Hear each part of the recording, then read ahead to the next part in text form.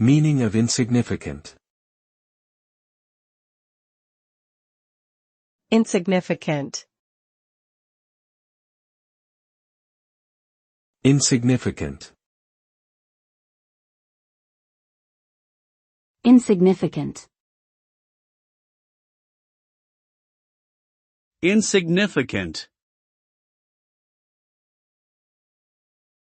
The word insignificant means something of little or no importance or significance. When something or someone is insignificant, it has no impact or influence on a particular situation or outcome. It is often used to describe small or minor details that are not considered relevant or noteworthy.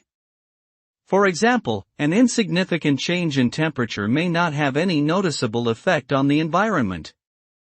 Similarly, a person's opinion may be considered insignificant if it does not hold any weight or authority in a particular context. Overall, insignificant implies a lack of importance or significance in relation to a particular situation or outcome.